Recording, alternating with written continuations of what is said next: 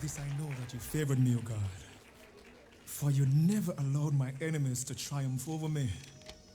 Hallelujah. Thank you, thank you, thank you. Hallelujah. God is good. And all the time. Let me begin by acknowledging the Director of Protocol for the masterful mastery of the ceremony, Judge Norman Hemmings.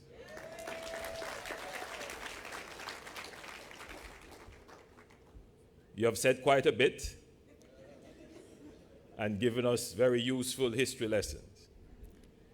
But I want to correct you very quickly that the theme song for the year of my second turn at the wicket as Prime Minister, though it may have been appropriate in title, Miracle, but the actual theme song was by a lesser known artist, but still well known, a man by the name of Nesmith, and his song was My Dream. And by the response, I believe most Jamaicans here would know the song and would agree. Because it's not just my dream, it's our dream. I'm sure we have a shared vision for our Jamaica.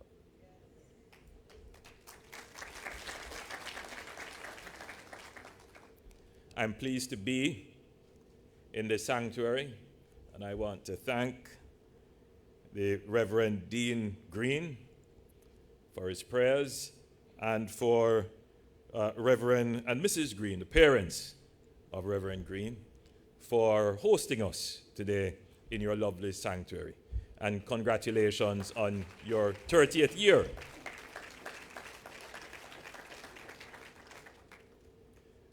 I had to travel all the way to Miami to learn that the first name of our Consul General was Roderick. Because for all the years I have known him, I've just known him as Oliver at large. And please, you can stop telling me that he's the best Consul General. I have no intentions of moving him. So he's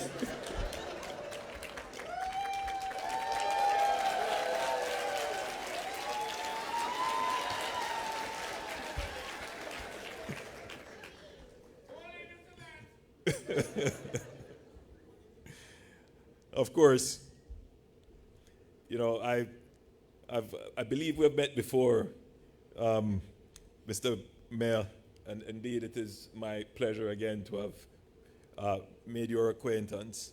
And I will hold the key to the city very carefully, and I do commit to using it more often.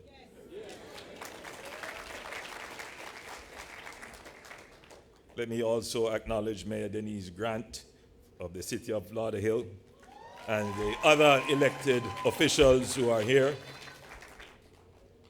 Mr. Paul Elliott, the Chief Executive Officer of Victoria Mutual. And let me pause here to say that you have taken about 5 minutes off my presentation by reassuring Jamaicans that the Jamaican financial system is strong and resilient. I want to acknowledge as well the heads of the various diaspora organizations that may be here. Thank you so much for coming. And special recognition to the mentor band and the choir, the chorale. Lovely, lovely, lovely.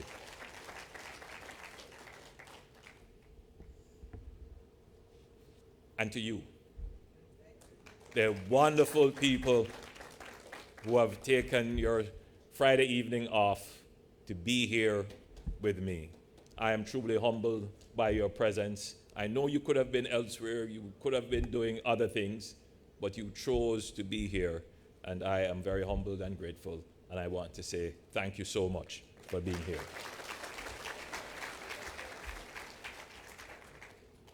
This is a packed audience, and I believe that there may be persons hosted on the outside, that there is an overflow. As a politician, I have to acknowledge these things, you see. Oh, yes, of course. They're on my list of salutations. And these days, of course, your larger audience is online. And I do have a very loyal online followership. And of course, there may be other persons who have joined. And therefore, I want to thank all those who are viewing us now, watching us virtually. Your presence makes this event even greater than what is physically gathered. And I'm being told to call out social media by name. I don't want to get into any problems, but you know all the social media: TikTok, Facebook, Instagram. I'm not sure we're on X. I was just about to say X.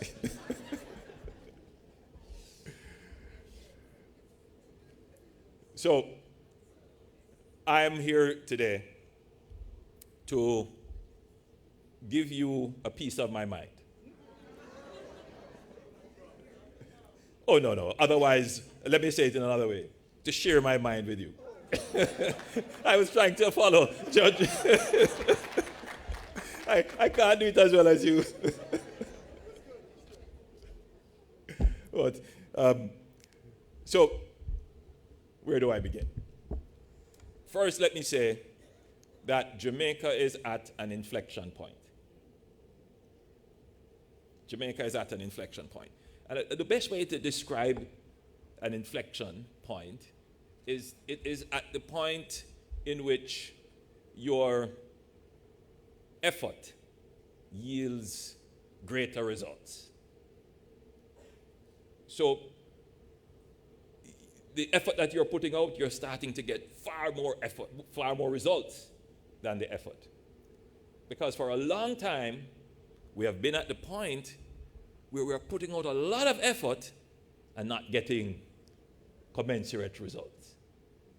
But now we are right at that stage where for every unit of effort, we're getting 2 or 3 units of results.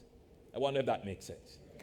Yes, we are right at that point, the inflection point, where transformation is going to take place. Now, the challenge with transformation is that it is oftentimes, while it is occurring, it is imperceptible. So you're in transformation, but you just don't know. You know, it's like you're going to the gym, you're exercising, you're running, you're dieting, and you're going on the scale and you're looking in the mirror and you say, what's happening? I'm not losing any weight. I'm not. And then one morning you get up and you say, whoa, my body looks so good. I have all these muscles now and I've lost all the weight and I feel great. But in that process, you may not feel that you're going through that. Your effort is yielding results. And that's where Jamaica is at that stage, where we're in this process of a transformation. And whilst you're in transformation, there are persons who may not necessarily see the results or feel the transformation. So we are in an inflection point, we are transforming, and the definition of a transformation, the best one I've heard, is it is the transition from being a caterpillar into a butterfly. Can you imagine that, right?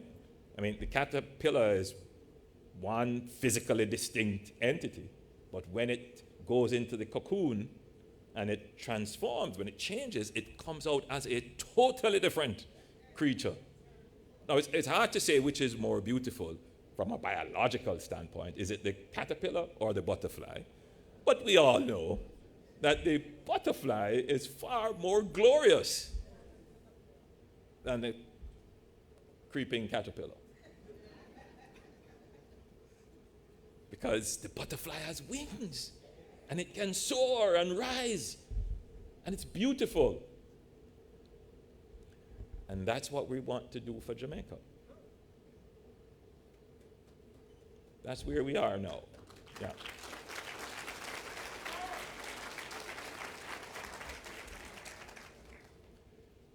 So, I was on the plane today, coming in, and someone who was also a passenger asked if he could come and sit beside me to spend a few minutes to talk to me. And I said, sure, fine.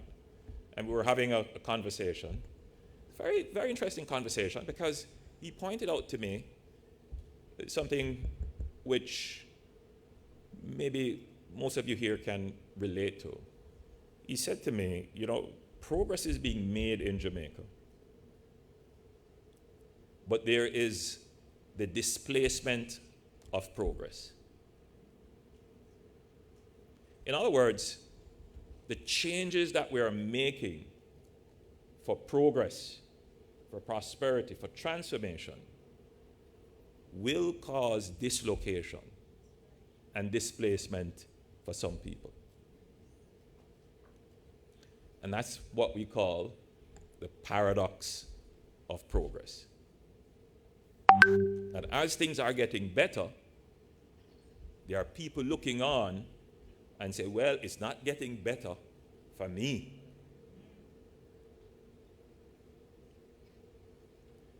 And it is a challenge that we have to deal with in a democracy, because if people don't feel that they are part of the progress, they will try to change the progress. And you could end up in a situation where you stop the progress, or you swap the displacement. So people who were previously, progressing, their progress is stopped so that another set can progress. Now, I'm not here to debate the morality or the wisdom of the action of random change, because that is the foundation, that's the essence of a democracy. If you're not happy, if you're feeling discontent, democracy gives you that right to exercise your vote and make a change.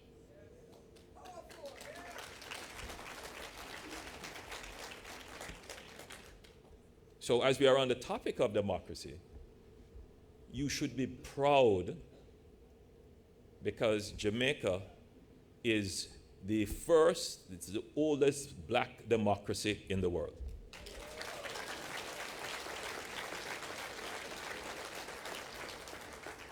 No historian has challenged me on this assertion, and I welcome further edification on the matter. But I've done my research, and speaking strictly about democracy as we know it, with universal adult suffrage and all the other institutions that we ascribe to modern democracy, Jamaica would be the first. And there are other countries which followed very closely after.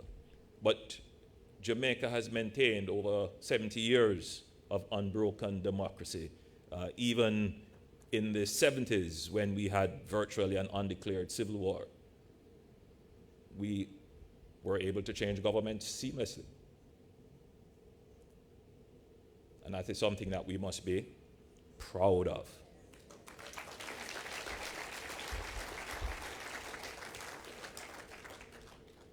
So, we are at an inflection point. We are in our cocoon of transformation. At the end of it, we will be the butterfly, or if you prefer, the hummingbird. Yes, there is disgruntlement. Yes, there is displacement. And we maintain the freedom of our people to exercise their democracy. And therefore, I hope you're seeing the script being set up. So the issue is, how do you get democracy to deliver prosperity. That is the real challenge. Because democracy can be very random. Democracy presupposes that the people who exist in the democracy are either information seekers, that they go to find the information, or that they are rational with the information that they have.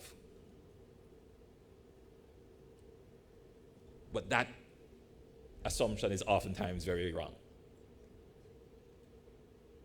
And that is why it is important, especially in the information age, that we communicate with our people, that we let our people know what your government is doing.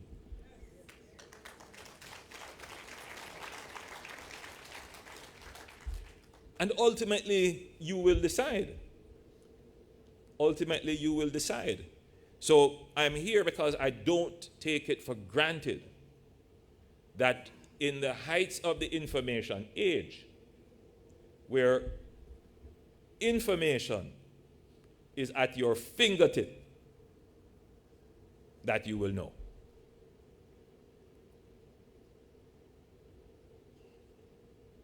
Because, you know, in the abundance of water, there are some people who are thirsty. You may know that quote from, well, it's not a full quote, but you know the quote, what the quote says, but that's from Rat Race, Bob Marley. So we have to make sure that our Jamaicans not only have information, but they have knowledge. Right? It's wanting to give information, but if you give information without context, that's not meaningful. Information with context creates knowledge. So today I want to give you some context along with the information about Jamaica. So, one of the areas in which Jamaica is experiencing this point of inflection, this positive turning point, is in the management of debt. Now, Jamaica has had a volatile history with debt. In the 70s, we experienced a debt crisis. And that crisis was caused by, and as I survey the audience, I would say maybe about 40% of the audience would recall some of these things, and you may have very well lived it. Oil price shocks. There were other crises internally created, the pursuit of democratic socialism. And those created significant debt that we were not able to repay.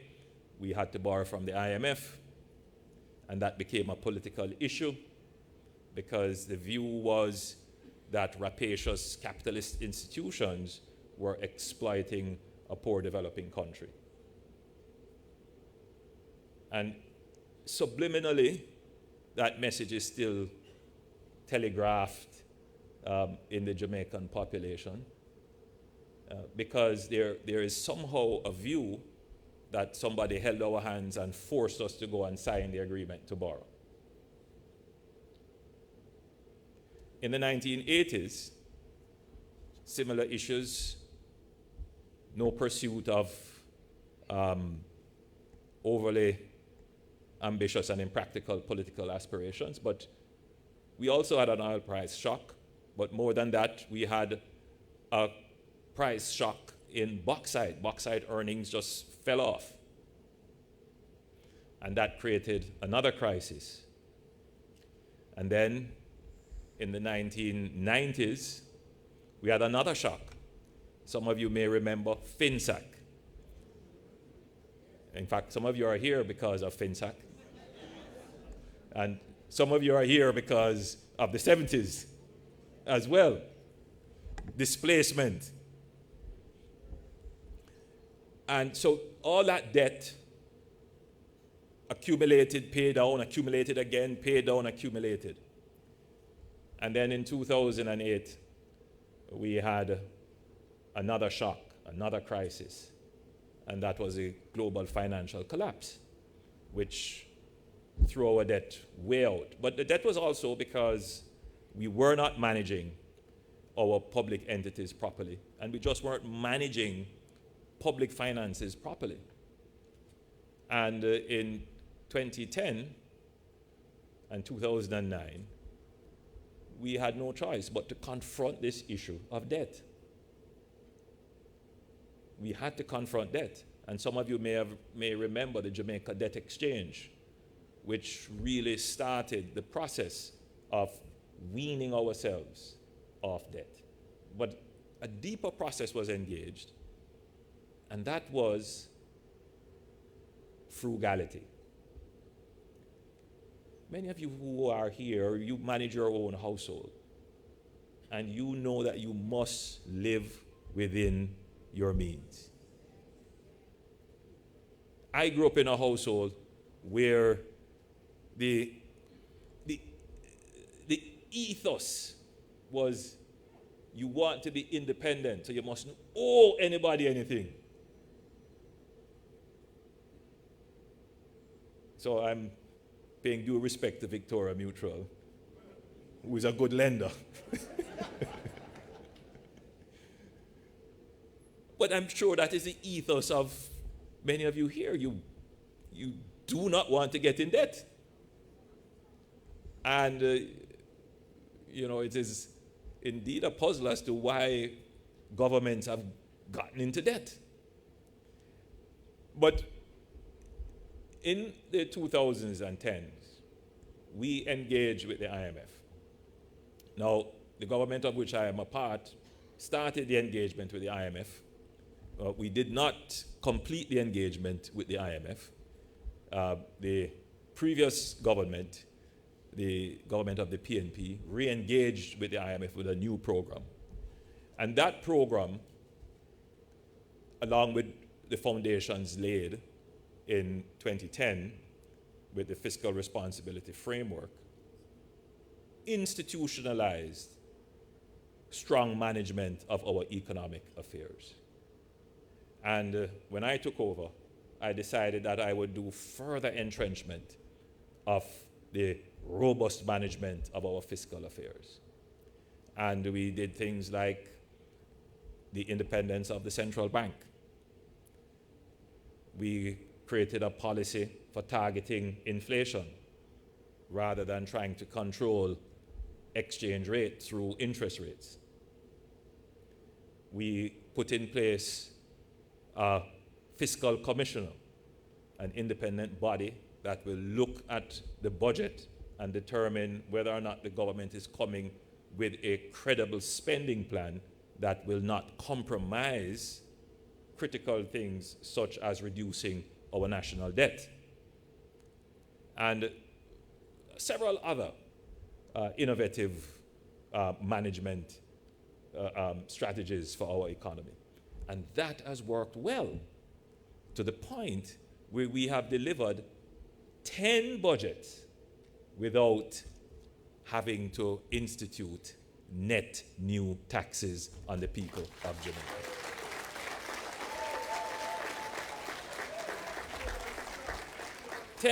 All right, so technically 8 budgets with absolutely no new taxes. And that is great. We have managed to stabilize the exchange rate. 10 years ago, the dollar was moving rapidly. Real concern. Now, the dollar is very stable. Yes. We have the largest central bank reserves in the history of the country.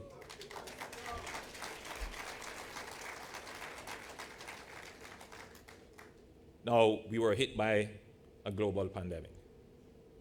Tourism revenues just fell off. at this point, let me thank the Diaspora, because the Diaspora didn't fail us.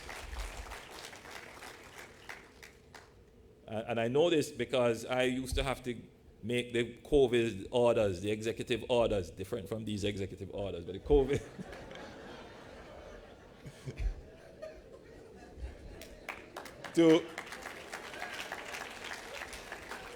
to ensure that people could go to the remittance agencies and be able to access the money that you sent back to Auntie. Yes, it was very useful during that period of time. And, there's a view that, the diaspora is important only because of its remittances. But that's not true. Right? The diaspora is important because of the remittance. It is the system of social welfare that is not run by the state. I mean, you take care of the people who we may miss, your close relatives and even people in your communities, right? But the diaspora was also the repository of incredible skills and paradiplomacy connections. Because, when you needed ventilators and medical equipment and medical supplies, it was members of the diaspora who was calling to say, I have this, I have that, how can I get it home to Jamaica? I know a doctor, I know someone here. And when many Jamaicans were stranded, members of the diaspora who came up and ensured that your Jamaican brothers and sisters were able to survive. And many Jamaicans, you assisted with tablets, not pills now, but computers and other devices. So the diaspora is an incredible resource. Incredible resource. So if you were to judge Jamaica purely by the economic metrics, Jamaica is the example of a country that has pulled itself back from the brink of bankruptcy to now being the case study for a country exercising good fiscal management of their affairs.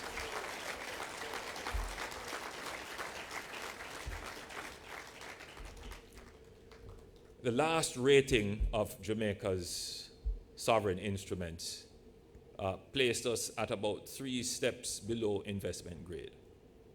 And that's significant for a country like Jamaica. And there is a line in the report which I find very instructive. It says that Jamaica outperforms its peer groups in governance and management of the economy.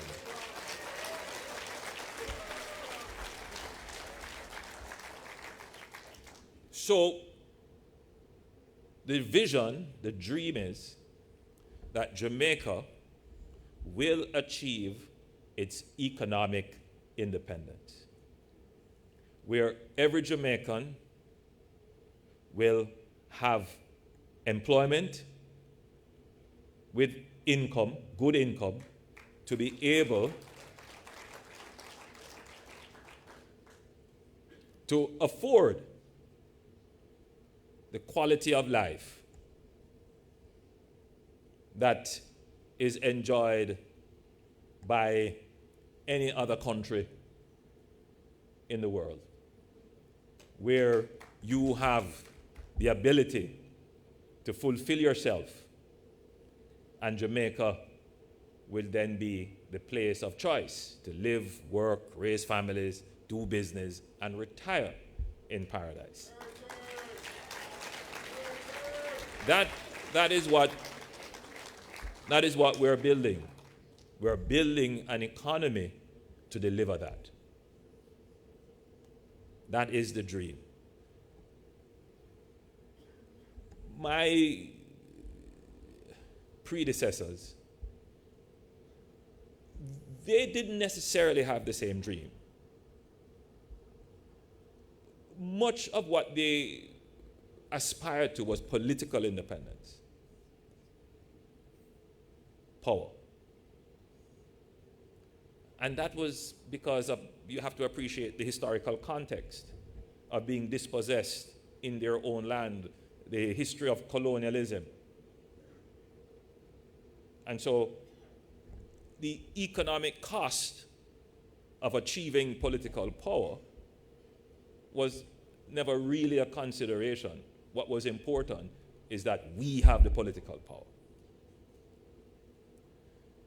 And so much of Jamaica's past history for the last 50 years could be viewed in that prism.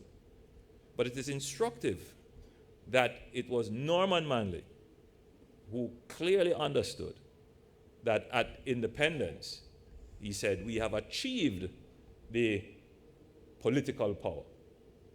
Now we must use that political power to achieve our economic independence, because it is in the economic independence that you will truly have political power.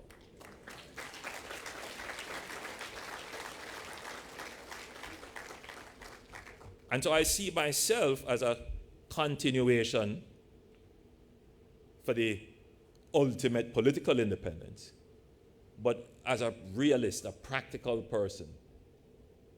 You know, I've often said that the laws of economics are as immutable as the laws of physics. You have to get the economics right. You have to get the economy right.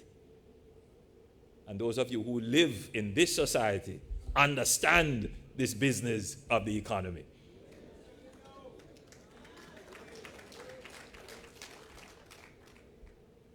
Surprisingly enough, I am not original in this. I mean, this is the essence and ideal of Marcus Garvey. This is what Marcus Garvey was all about. That's what the Black Star Liner was all about.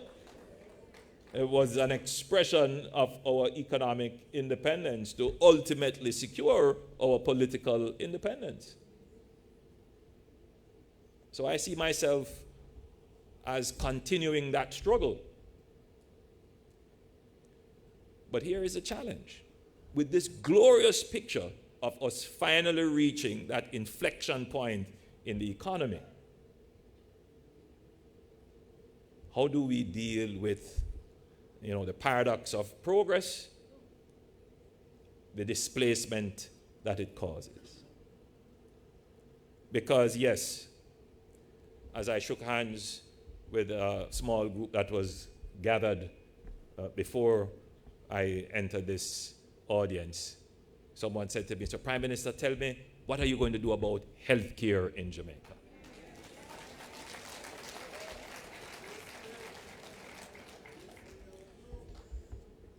So, healthcare is a good example of the displacement caused by progress. About more than 50 years ago, the government of Canada granted Jamaica a hospital, Cornwall Regional Hospital. It was a gift from our friends, the Canadians. It's a lovely facility, well-built, strong, robust facility. But like every man-made infrastructure, if you don't maintain it, it will become unusable, regardless of how strongly it was built. And it deteriorated to the point where the steel in the concrete started to rust. And those of you who understand buildings, you know that the concrete will start to crack and it will start to compromise. And so you have to go and clear out those things and coat it with epoxy. Very small things which are very time consuming. We had to change out the HVAC system. We had to take out almost all the windows and rerun the entire electrics in order to make the building functional to modern standards as a hospital. One could have said, then why not just knock down the building? it is a consideration. And the experience that we have had with that building and the time it has taken to get it done and the cost and the political exposure, I would say here that if we're confronted with other such buildings, we will seriously consider the option of just knocking down the building and starting afresh.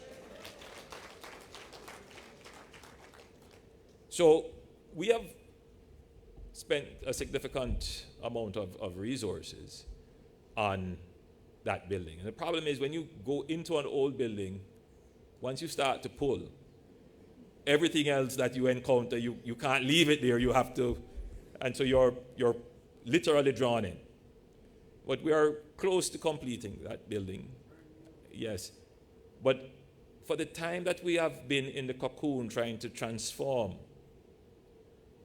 that building, people have been displaced. We have tried to put in measures, but it has had a displacing impact on healthcare in that region. Right beside it, however, we are building a brand new adolescent hospital, a gift by the Chinese government.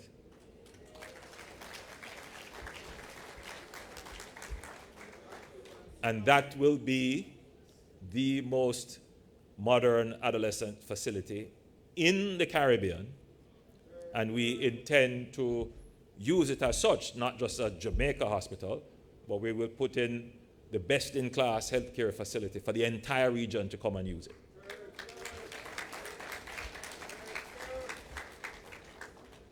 We're building a new wing at the Spanish Town Hospital, brand new wing.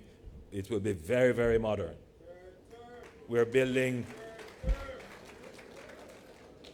started the redevelopment of the hospital facilities at the university campus. We're building several health centers across Jamaica, and almost every week Minister Tufton is opening a new facility.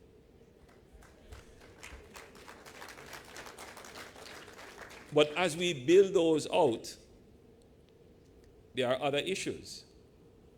Many people are concerned about not just the quality of the infrastructure, but they are concerned about the care in healthcare.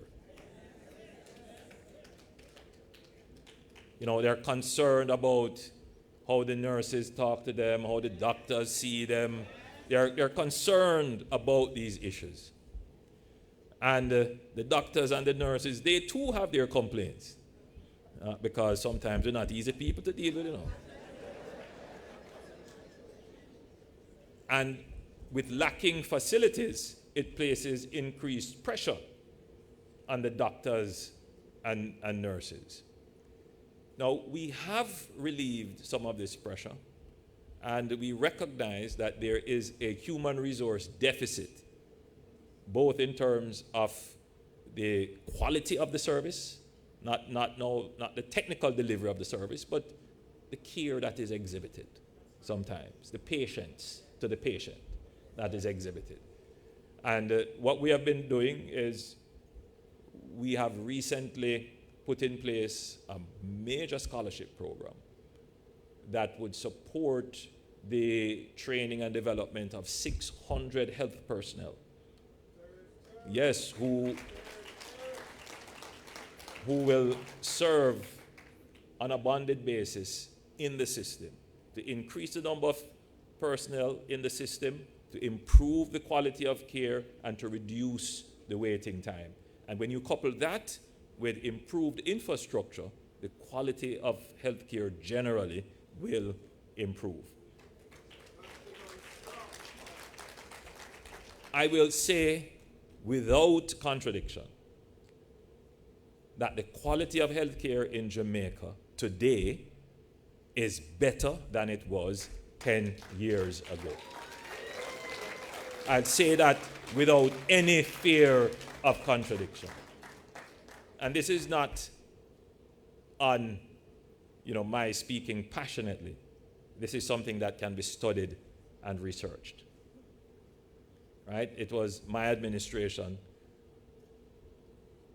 when Bruce Golding was the Prime Minister, who changed the health-seeking behavior of Jamaicans when we introduced free access to health care. Before that, people used to stay home and don't even bother to think about going to public hospitals because they could not afford the fees. The health-seeking behavior of Jamaicans that they now rely on and go to our public hospitals is as a result of the introduction of that policy. But we also recognize that our healthcare policy cannot be limited only to infrastructure, which no other government, except maybe in the 60s, could compete with the number of hospitals and improvements that we are doing in the health system. It cannot only be limited to trying to improve and increase the personnel. There are some lifestyle issues and some mental health issues that we have to treat with when we talk about health and public health in a comprehensive way. And for Jamaicans, diet and lifestyle is critical because the NCDs, the non-communicable diseases, those are taking a serious toll. And certainly, after the pandemic, we have noticed increased concerns for mental health.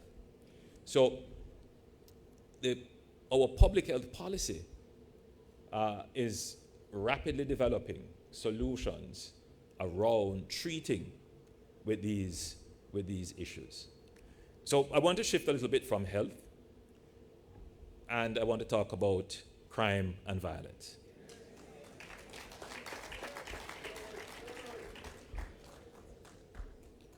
Now, I know some of you are fed a steady diet of all the killings and violence and shootings and all the negative things that are happening in Jamaica.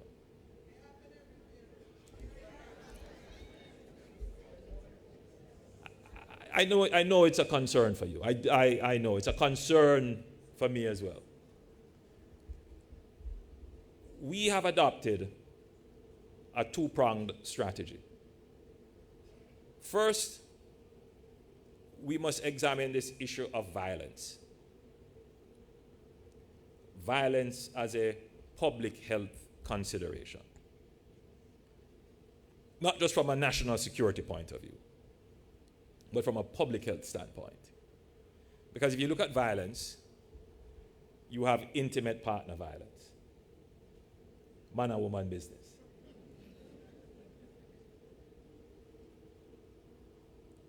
You have domestic violence, which is brother and sister, neighbor and neighbor violence. And then you have parenting violence, otherwise called corporal punishment. The society may not necessarily see it as violence.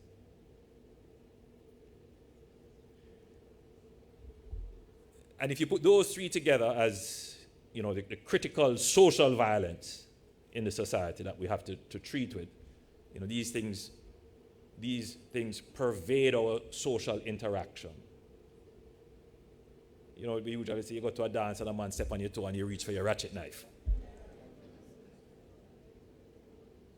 That instinctive response that when you're in conflict, the only way to resolve it is to resort to violence. Unfortunately, that has crept into our consciousness, and it has just overtaken too much of our social interactions. So I would say that over the last 40 years, the level of aggressiveness in the society has reached an intolerable level. And it is changing the brand of Jamaica. It is adding a certain coarseness to our texture. And that has to be dealt with. And that has to be dealt with, as I said, from a a public health standpoint. But in the last 30 years, we have seen a new form of violence emerged. And that is called organized violence. That is criminal enterprises using organized violence for economic means. Gangs in communities, trying to dominate and control spaces. 70% of murders in Jamaica are directly gang-related. If you were to eliminate gangs from Jamaica, Jamaica's murder rate would fall to below the regional average of 16 per 100,000. So the two-pronged strategy, we have to treat with the public health issue of violence, and that is why we have put in place the National Violence Prevention Commission to study and give us some recommendations as to how to treat with this, right? I know you're all concerned our country can't go down this road of coarseness. Has to be stopped. But as you are well seized, it is not a simple issue as a decree from the platform, because there are many persons who believe that violence is important. You have to beat the picnic for the picnic to grow up good. And there are people who genuinely believe that you show love to the woman and not even go and say it. Those things are deeply ingrained. And so it's going to take time to reculture our people out of those beliefs. So that's a long-term project. But in the short term, we can deal with organized violence. And Jamaica has had great results in treating with violence. Some of you may recall the terrible periods of the 70s, 80s, 90s, and early 2000s when Jamaica had political violence. But the government of the day, you have to give P.J. Patterson credit and Edward Seaga credit for the formation and institutionalization of the Electoral Commission and the passage of various laws, such as the voiding of elections affected by violence. And that put an end. Of course, the political parties themselves and civil society's own pressure, the actors started to eschew violence in politics. And the society rejected it. So there is an example, there is a way in which we can overcome this business of the organized violence in the society. And we have started. Right? We are being very tough on the gangs. We have put in place anti-gang legislation. We are prosecuting gangs under the legislation. We intend to bring new legislation to be more proactive in preventing gangs from forming. And the police has been very robust and kinetic in their operations these days.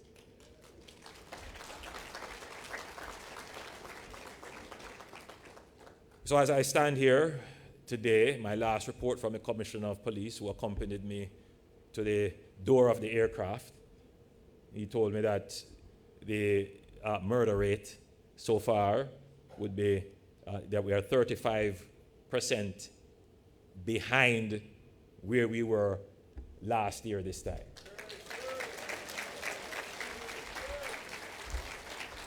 And of course, you would have heard that we ended 2024, right? Almost 20%, 19 point, little bit, 20%, almost 19% below 2023. And we ended 2023 7% below 2022. So progress is being made. progress is being made. And what I would want from the members of the diaspora is to acknowledge that Jamaica is in this cocoon of transformation as it relates to violence. I want to focus a little bit on employment. The purpose of an economy is to deliver jobs. That's the purpose of the economy. It's to get people to be able to work. Because that is the fairest way in which you can participate in the economy. Of course, not everyone will be employed. Right? Employment is a totally different thing from working. You can work for yourself. You can be an entrepreneur. You can be an innovator. You can work for charity. You can work for free. We do it all the time. We make contributions to our society. We call it voluntary contribution. But you need to have an economic structure that supports work. I mean, work is important for your health, not just for your wealth, for the exercise of the human capacity to create. You need an economy for that. Because if you don't have an economy, what happens? People migrate. Why do you think you're all here?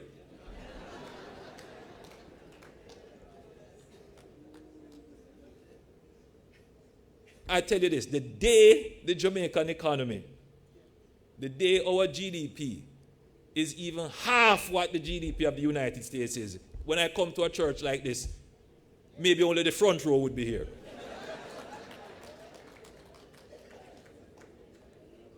It's a reality. I go to Cayman, and every third person I meet is a Jamaican. If I go to Antigua, it's the same thing. There are about 1 million of you here right now in the United States, or maybe more. I'm certain it's less.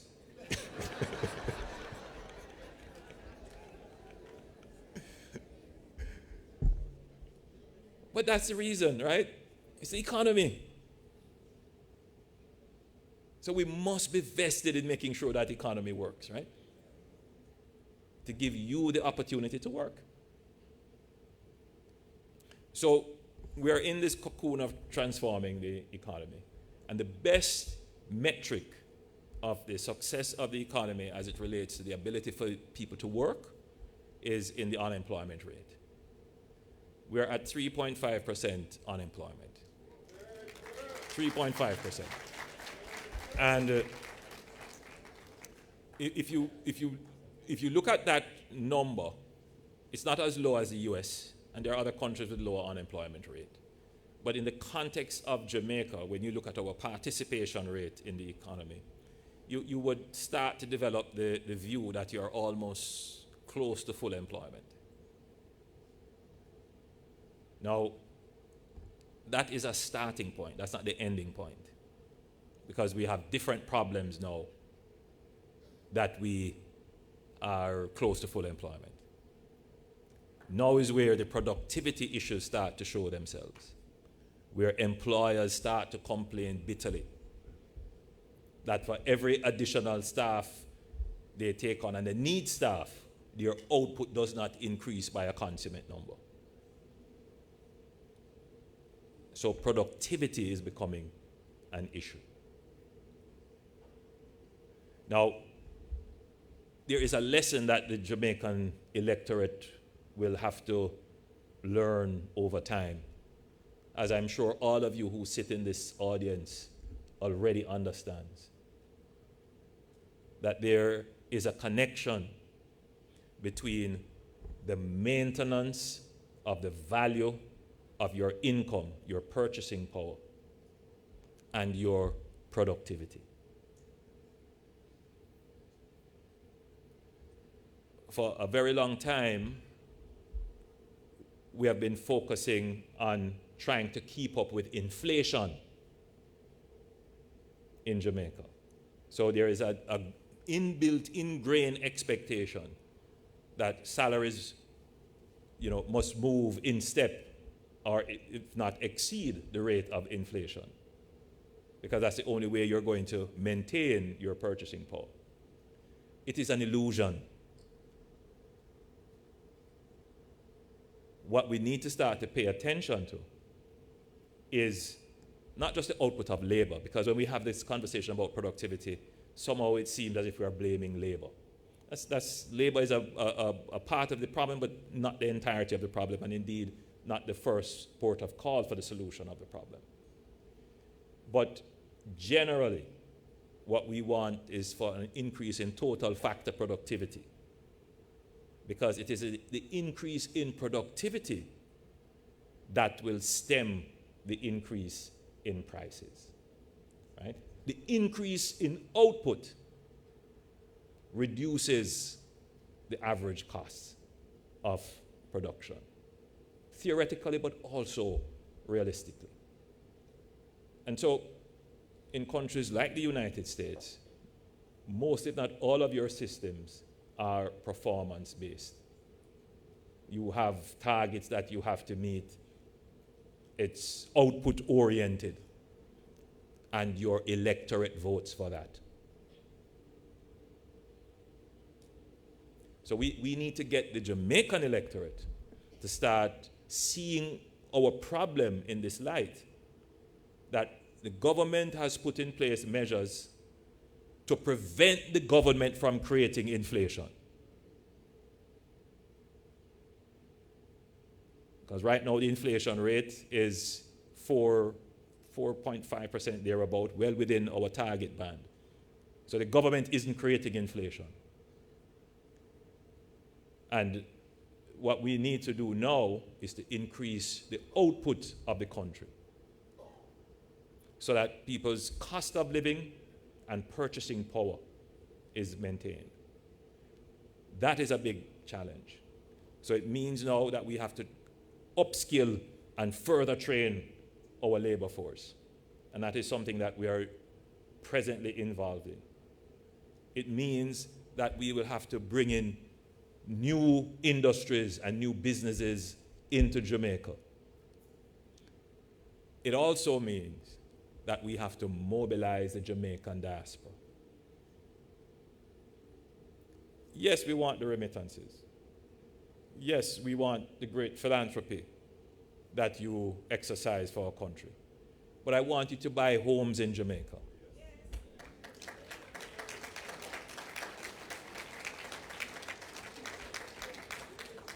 I want you to come back with the AI technology.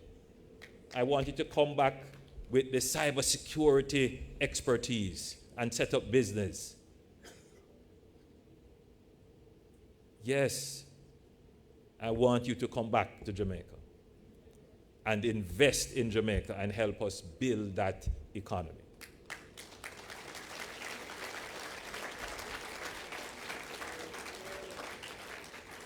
Now, I know that not everyone believes that. Because you say, you come back and you say, boy, I have to think about my health care, the bad roads. I'll come for vacation. And no matter what, you will be the strongest defender of Jamaica. I understand that. And I'm not expecting that everyone will heed my call. But if only 10, it's a big start. Yes, and I'm certain that within the curtilage of this great church, that there may be even 20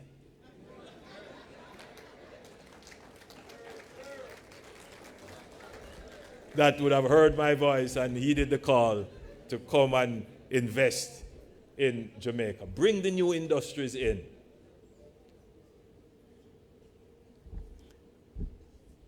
I want to talk a little bit about infrastructure. Another area in which Jamaica is in the cocoon, transforming. There is no other era, maybe for the 1960s, where the government has invested so much in infrastructure. Look, I drive on the roads too. And I drop in potholes too. All right? And it's not something to be made light of or to joke about. But Jamaica, like many other countries in the world, suffer from aged infrastructure. I don't know how many of you remembered that in the Biden administration, when he just won, he had a major investment in infrastructure program because the idea was that the United States was facing the same challenge of aged infrastructure. And that, previous administrations had neglected to invest in infrastructure. Well, Jamaica's problem is far worse because with a poor economy, even with a poor economy, you will still build roads and bridges. You may not build them at the pace needed, but you are still building them.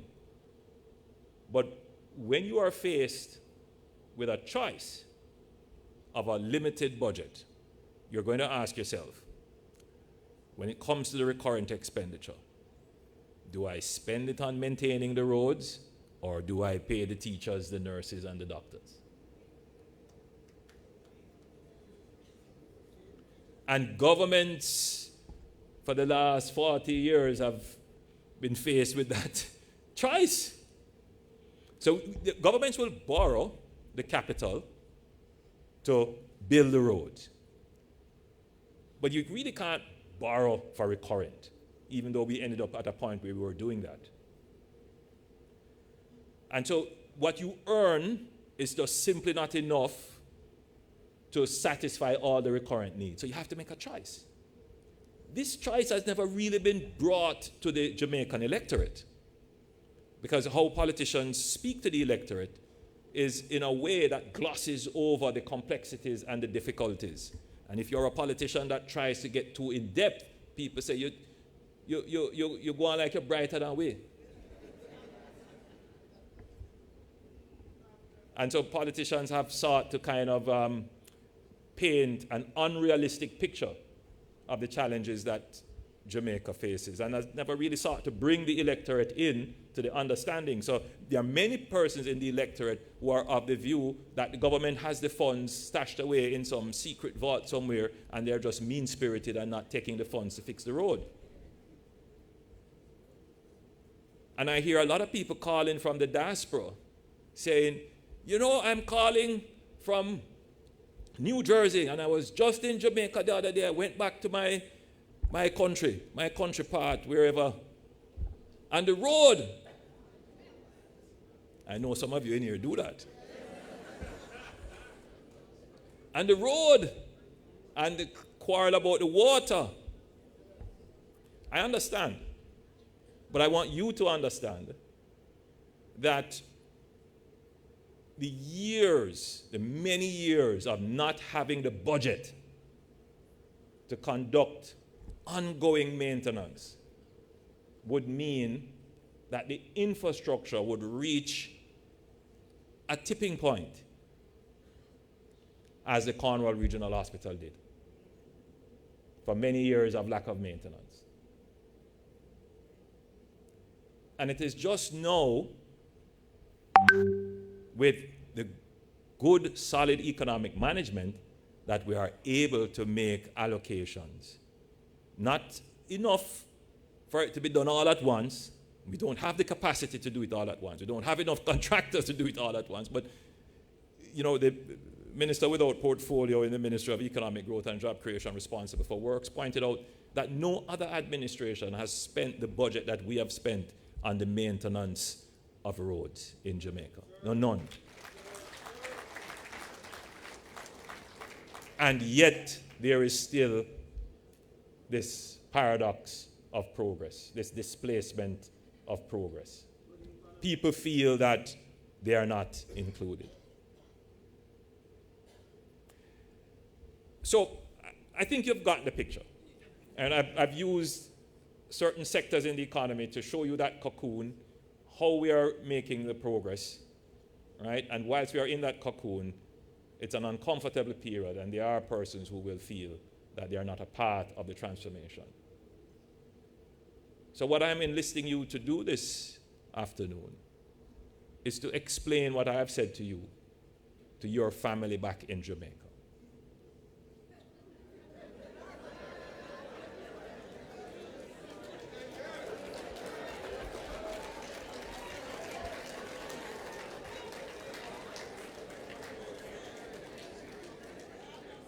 Because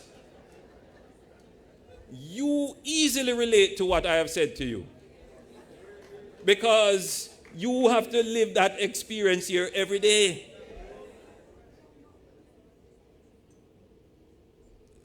The mayor and your other elected officials here, you understand what it means to run a city and to make sure you have that recurrent budget so that as there is a pothole and you are called by one of your constituents, immediately you can repair it. But you have the economy that supports it. And what happens to the cities here that can't maintain the roads and have the potholes? What happens? People leave. And that is what has happened to Jamaica. So it is very important that whatever you vote for, and whoever you vote for, make sure you are voting for the maintenance of good economic management.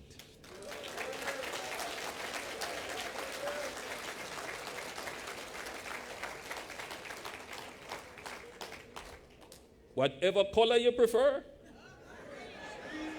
whatever household you grew up in, whoever is your favorite leader, whoever inspired you the most,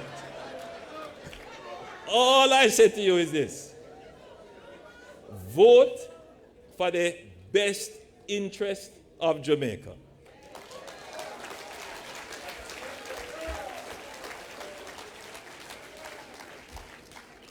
Jamaica is at the inflection point in its transformation journey. And during this difficult cocoon, whoever is at the helm must assure, if not guarantee, those who have not yet felt the effects of transformation, those who have been displaced by the process of progress, that the process of transformation will be fair, inclusive, and equitable. And that is what this government has sought to do. We have announced a program called the Solidarity Program. And we will be rolling that program out shortly, because we know that there are people in Jamaica who have not benefited from any of the COVID grants. I know a lot of you here would have gotten back checks from your government during COVID. That's the benefit of living in an economy that is doing well. Yes, some of you did get. There are many Jamaicans who got back from the government. In fact, I make this point: not one Jamaican civil servant or public sector worker was laid off during COVID. Not one. And no salaries were cut during COVID for public sector workers. None. Point that is oftentimes overlooked, but it should and must be said. Good economic management do that. We know that there are Jamaicans who are not benefiting from the social pension. We introduced a social pension that if you are 75 years and older and you weren't a contributor to the National Insurance Fund, the social conscience is that you should not be out there suffering. So we give you a supplement to whatever income you may have. We know that there are Jamaicans who have not yet benefited from the new social housing program. We believe that there are about 6,000 households that are in the worst of the worst conditions. We have assisted persons who are living in motor vehicles, persons living in trees. We have built houses for them and transformed their lives. And we know that there are persons looking on and saying, I see all of this happening, what about me? Right?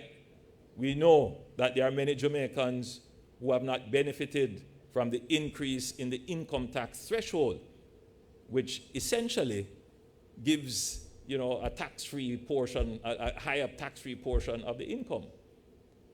We know that there are persons who have not benefited from the reverse tax credit that we have given, right?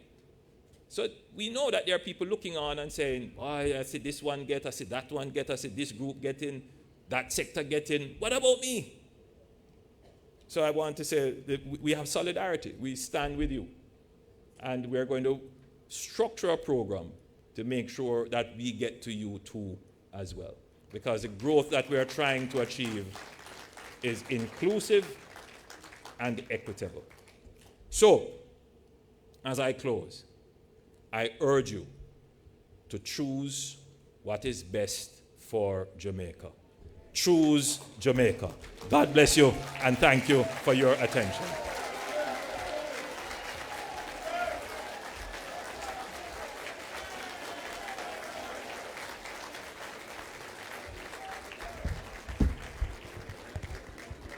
All right.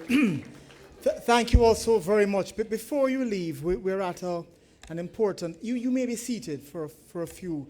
We're not going to belabor this for very long because the Reverend Dr. Green wouldn't permit it. But that was a tremendous... that was a tremendous speech, Mr. Prime Minister.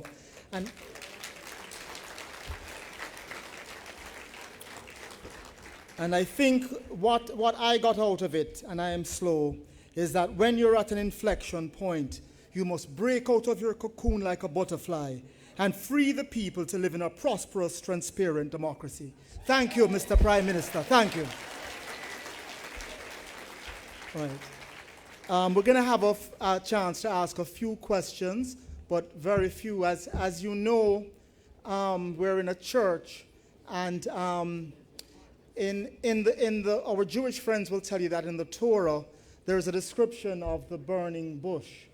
In Exodus, the 3rd chapter, verses 1 through 6, Dr. Green will tell you that there is a description of the burning bush.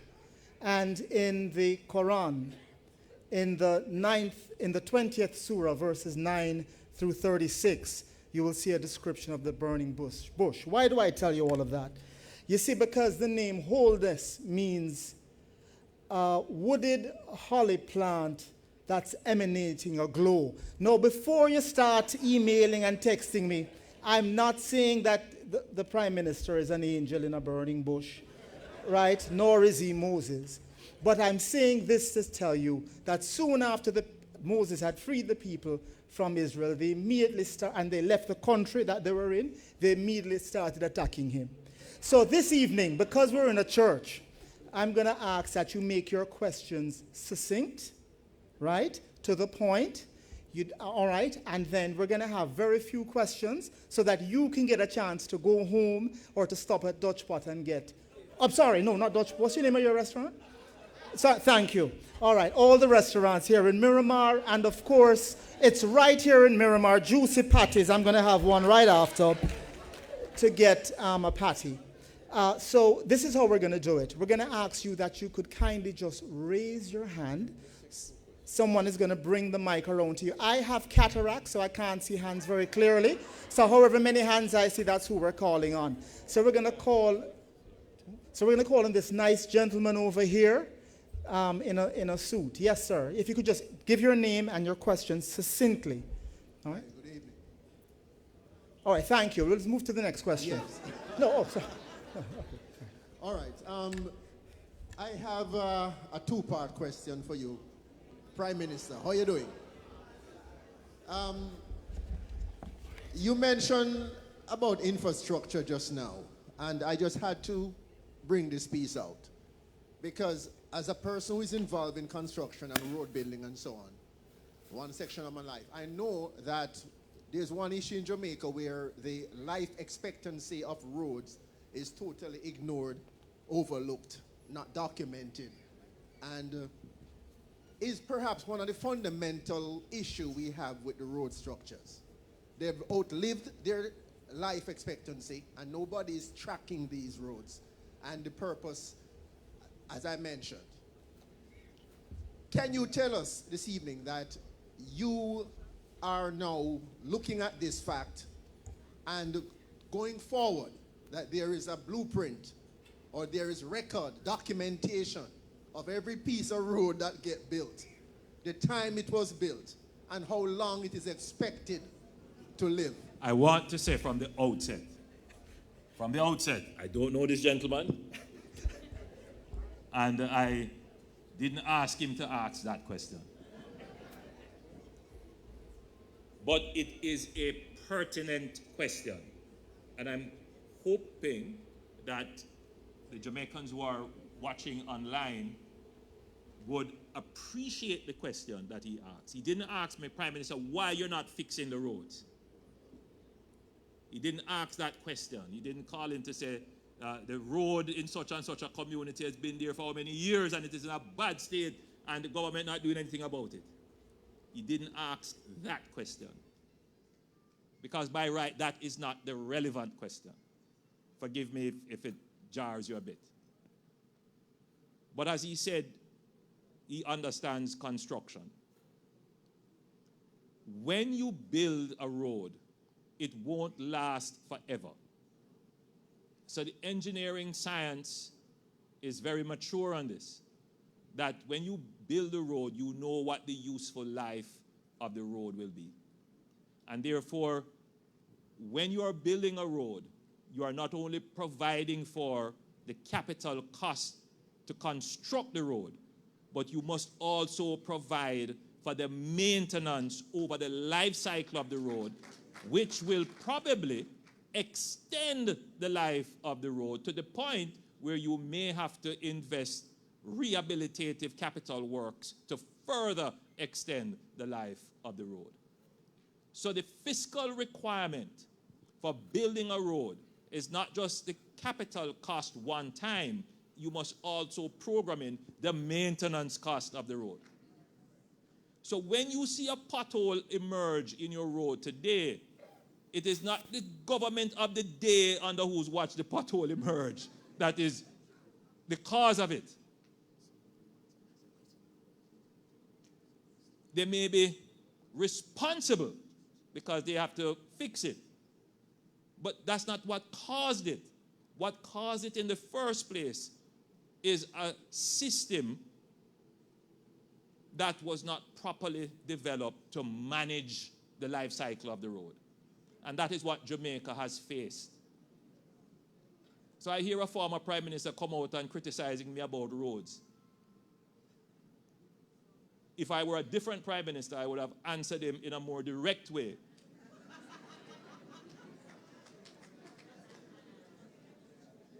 Because roads that he would have built has now fallen to me to maintain.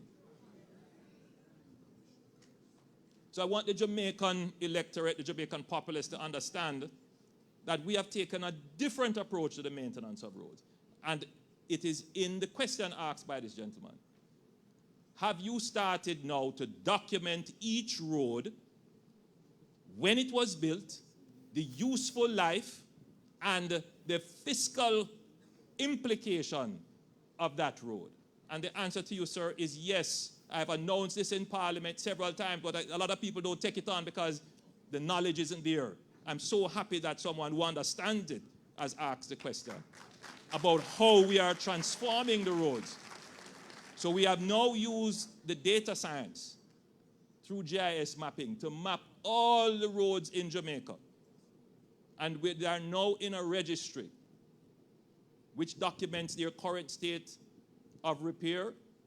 It documents what their expected useful life is, And now we're going to be doing the other part of it, which is to do the financial mapping, which will take us across budgets to put in place a multi-cycle maintenance plan for roads. And we have launched that program.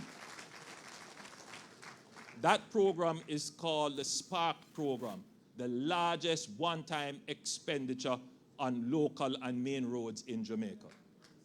We have identified right now, yes, 40 billion Jamaican dollars, over 600 roads are going to be rehabilitated, not patched, rehabilitated. In other words, brought to a point where their useful life is extended, maybe for another 7 years to 10 years if we get good weather. And that has never before happened in Jamaica. So when people are quarreling about the conditions of the roads now, I understand. I am responsible. Yes, I am responsible, and I'll do my best to get the budget to repair them. But please know that a greater transformation is taking place in how Jamaican roads are maintained. Right? Within 10 years, I don't want to go say pothole free by 2003. Some of you might remember that commitment. But within short order, man, you're going to have carpet on every road in Jamaica. God bless you.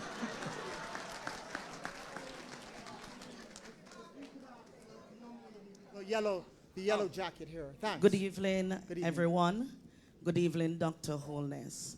I'm happy to be here this evening, and I'm glad for the progress that you have told each and every one of us.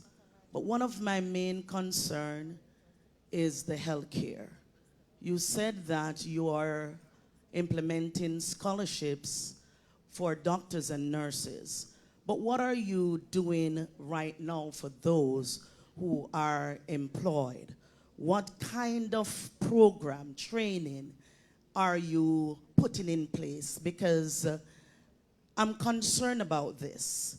It was just February 13th that my mom, myself, we went to Jamaica, and I never returned with her. She died in Jamaica.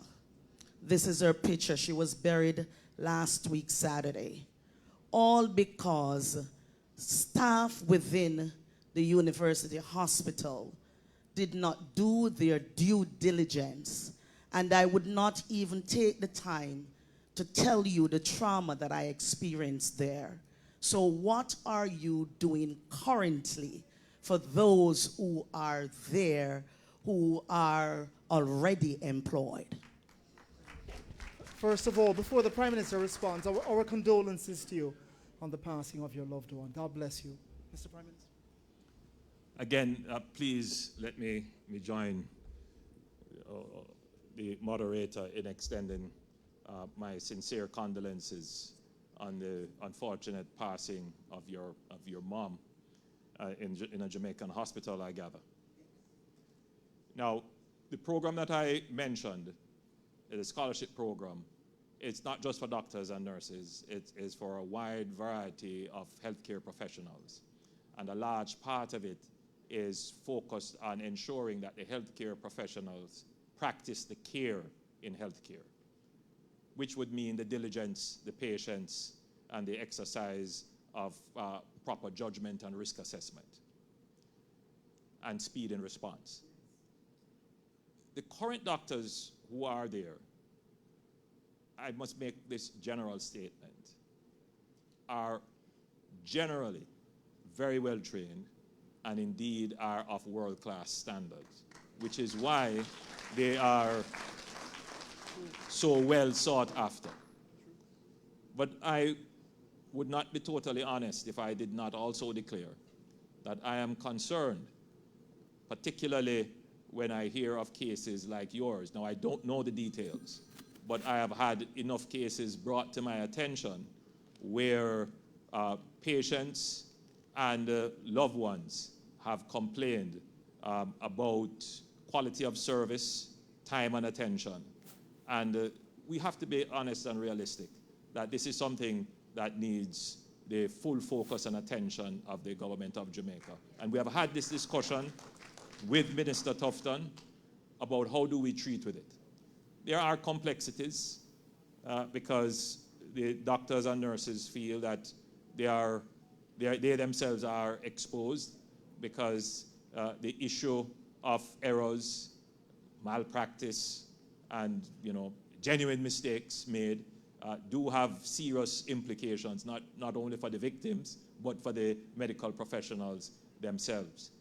But as we improve the healthcare system, it is my commitment, as I said earlier, to ensure that our doctors, nurses, and other healthcare professionals practice with the highest regard and respect for the preservation of the life of every Jamaican or anyone who comes into their care, regardless of economic state or social status. So it is a commitment of the government to ensure that these matters are addressed. And those that come to our attention, we ensure that they are thoroughly investigated so that there is not a sense of impunity or immunity emerging in our healthcare system, where people feel that they don't have to give the best and highest quality of care because there's no consequence for failure to properly practice. I want to give you the assurance, and if your situation is one that would need a review, please bring it to my attention and we will have such done. Thank you, Mr. Prime Minister. Another short question. We're going to wrap it up shortly here. Very brief. Evening, everyone. Is this on? Yeah. I'm Sandra Brown, Mr. Prime Minister, a highly effective educator here in the United States in South Florida. I've only taught here, but that effectiveness, I think, is partly due to my effective education earned in Jamaica. And so, thanks. And so it goes without saying that as an educator here, my concern is always leaning towards what's going on in my home country. Inequity in education there in many areas, improvements, teacher recognition and teacher salaries, and the fact that often our teachers there are being recruited here. And so what is the regime's plan to address those issues and to keep good educators on the island? To be very quick, education obviously is not a subject to be rushed, but I'm cognizant of the time. I recently empaneled a national commission to review Jamaica's education system, and we have launched a program to transform Jamaica's education system. I'm not of the view that our current education system is sufficient to take us to the level of growth that we need. And I think generally parents are of that view as well. The education system is in dire need of radical reform. We have put in place a program to build 7 new schools. We're going to call them STEAM schools: science, technology, education, arts, and mathematics. That's what they're going to be focused on. They're going to be state-of-the-art schools, purpose-built with all the labs and the modern functioning classroom to introduce all kinds of new teaching and learning styles and to integrate and incorporate technology from the root up. So that is in the works to come. As it relates to teachers and pay, the truth is that we would like to pay our teachers more. I believe our teachers deserve to be paid more. And as I say that, I can hear the nurses looking at me side-eye. And so I know I'm going to get into all kinds of problems. But if you consider that, teaching is the core of everything else, that, yes, I was a minister of education, so people will understand my bias in this regard. But there is a practical concern, and we can't create, you talk about inequities, we can't create great disparities in wages in the public sector. And so everybody has to be paid in accordance with a particular, maintaining a particular differential. Now, just to be reasonable, the government of Jamaica can't stop our teachers from wanting to migrate. I take the opportunity to encourage our teachers as best as possible to continue to give service to Jamaica.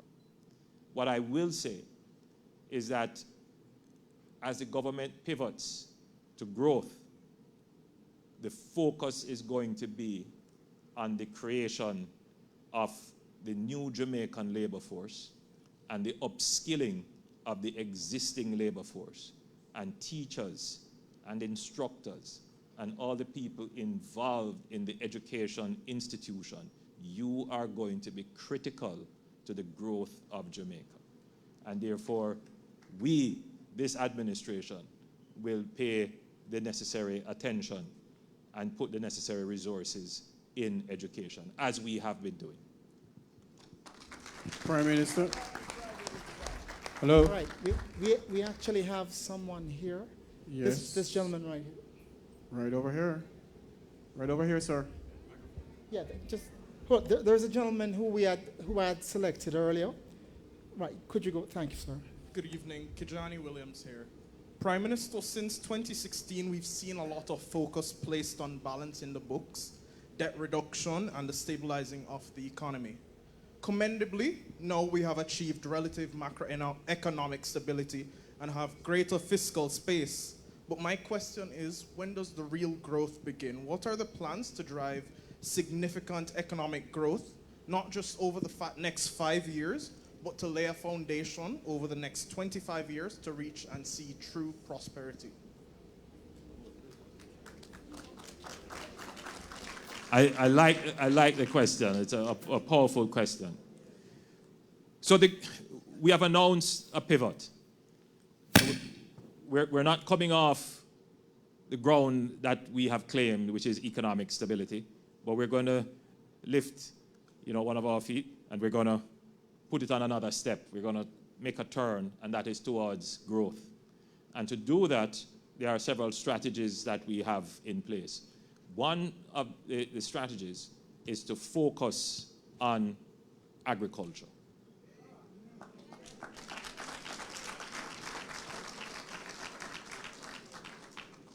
In a disruptive and chaotic world, food security is important. Jamaica must be able to always feed itself, and that is why we're making massive investments in irrigating the arable lands that we have, particularly in St. Elizabeth, Manchester, and Clarendon.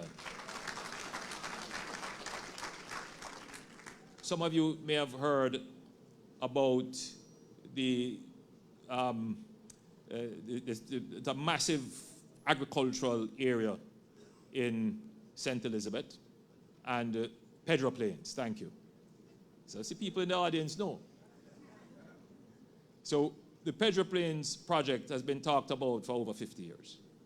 It is bringing water from the Black River to irrigate all of those very arable land. And we have started that project. It's a $60 billion project, and the government has started it. We are irrigating the Essex Valley, and we are irrigating some other areas in Clarendon. And that will create several thousand hectares of land for agriculture. So that is going to be an important plank of growth in agriculture.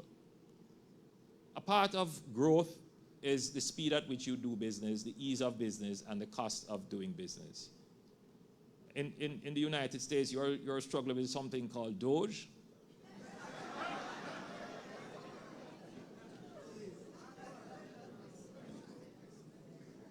That's looking at the cost of the bureaucracy.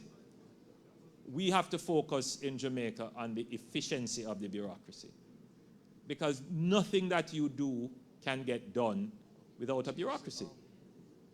But bureaucracies can become self-indulgent, meaning that they exist to serve themselves and not necessarily to serve the outcome that you are expecting. And ever so often, the executive of the country has to refocus bureaucracy and shave them down, restructure them, do the business process engineering. And so we have started that. We have the former ambassador to the United States, Audrey Marks. She has been appointed as a minister with the responsibility for the reform of the Jamaican bureaucracy to make it more purpose fit for supporting business and growth in Jamaica. So I just pointed you to 2 growth initiatives that we're doing right now.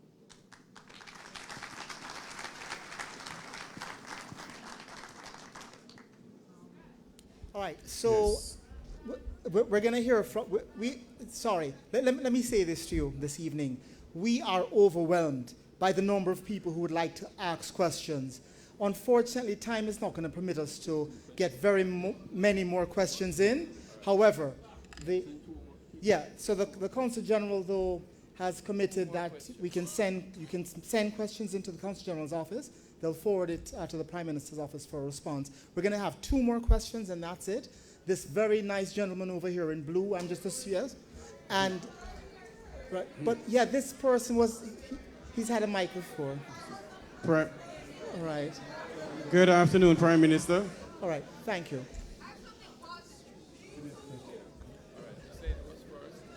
Good afternoon, Prime Minister. I'm Jeffrey Tavares.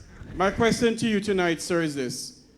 I have been bombarded with a lot of calls pertaining to Jamaicans here in the diaspora not getting their pensions. And when they called the Social Security office in Jamaica, they're being given a ringaroll. I myself picked my phone up and called down there. And Prime Minister, you put on hold, they take you to Negril and back to Morant Bay. And they give you a ringaroll all around the Rosie. So I don't know, what can you do to allow citizens from Jamaica who lives in the United States, in Canada, in London, that they can get their pensions? Because even if there's a lifeboat to talk about, they do all of that, and it's still a problem, Prime Minister. So what can you do to assist them, sir? You raise a problem which has been raised with me just recently, where there was a glitch in the delivery of certain pension payments.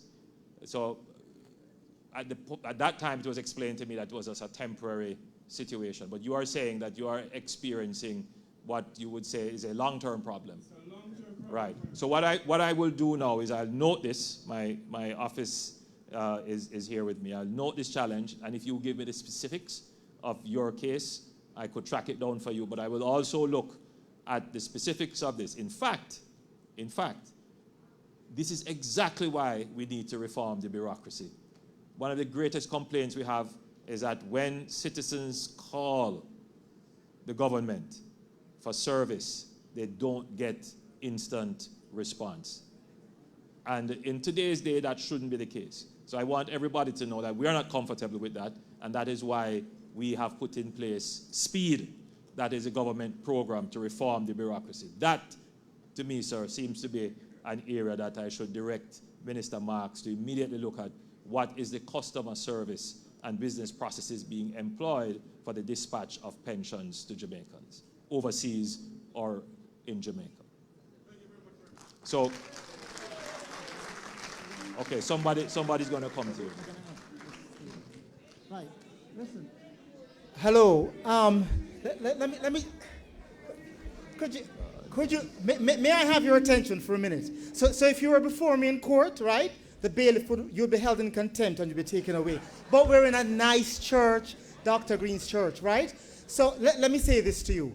I want to hear every question that's here tonight, but we will be here until the wee hours of the morning. The Prime Minister would like to answer every question, but that would be impossible. And the folks who are here with him and the Secret Service, they need to usher him to another location, okay? So I appreciate you. You are amazing. The amount of time that you've spent here today. I love all of you. We're going to have this lady right here with the cream-colored dress. She's going to ask a question. And then, listen, everyone else, I implore you, I encourage you to send your questions into the Consul General's office, and we'll make sure that it's answered. Finally, with respect to the last question that was asked, one addendum, you can open a VMS account and call VMBS and call 305-770-2643 and have your pension deposited in there. Not making any commercial announcements. Someone just wrote this on a bit of paper. All right, yes, ma'am. Good night, everybody. Wow. Okay. All right. Last two. If we be quick, I promise you I'll give you a 1-minute answer. Let's start with the lady in the green at the back. All right, go ahead, lady in the green at the back. Good evening. I'm Olga Matthews from St. Anne. Alexandria Hospital has been closed for many, many years, and residents have found it very difficult to go to St. Anne's Bay Hospital for care. Is there anything in the stars for another hospital in Alexandria? That's a very good question, thanks. My brother, who is deputy mayor for St. Anne, I hope he'll do something. Thanks for the question. I have not looked into the crystal ball for Alexandria Hospital recently. But now that you have raised it with me, I will have a discussion with Minister Tufton. If they did close the hospital, it's obviously for a reason in terms of the economics and logistics. But I will look into it as you have raised it here with me. I'll look into it.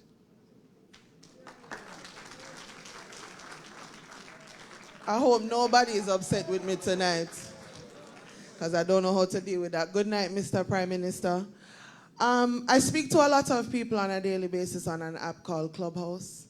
And one of the things that I'm always asked as a Jamaican is, when are we going to open up flights to more places in Africa? I speak to a lot of people across the continent on a daily basis.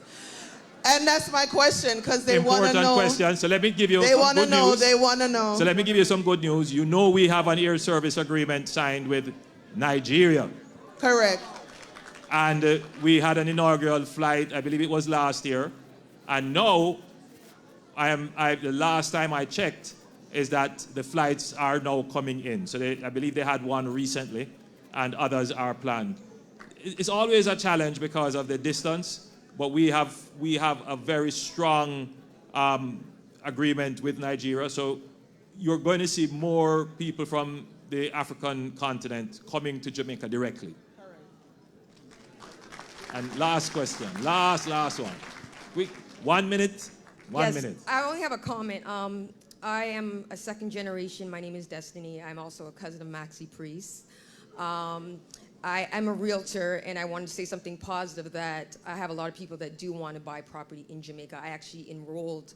There's a course that you can do, a Zoom. So that's why I was trying to say something positive so that we can give back into Jamaica, like you were saying. Yes. You can actually take a real estate course. So you are a realtor registered in Jamaica. I'm going to do the Zoom. It's going to be in July. So I'm going to be doing real estate in Jamaica. So I wanted to say that because people don't realize that if you're already a realtor here or anywhere in the United States, Jamaica will allow you to take a course, and then you can actually do real estate. That is the case. There are a lot of people here that do want to buy in Jamaica. And let me endorse that plug. Yes. There are a lot of properties, a lot of developments that rival the developments here in Miami. And I would encourage you to buy property in Jamaica. God bless you all. Thank you for coming out. You've been a wonderful audience. Before you go, hold on. Prime Minister, hold on. A gentleman in the community, listen carefully. Gentleman in the community who has brought 2 big pots of soup for all you to enjoy, he also has a lovely painting, and it's a gentleman who we all know very well. Mr. Mark Cameron is going to make a special presentation now to the Prime Minister.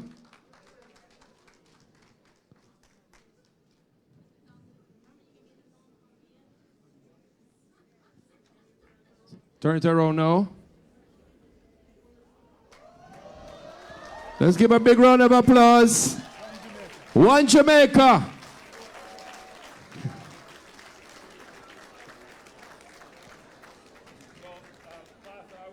Are we permitted to sing One Love? Everybody, we're going to sing One Love in true Bob Marley style to send us out. 1, 2, 3. One love, one heart. Let's get together and feel all hands in the air now. One love, one heart. Thanks, get together and feel alright. Give thanks and praise to the Lord, and I will feel alright.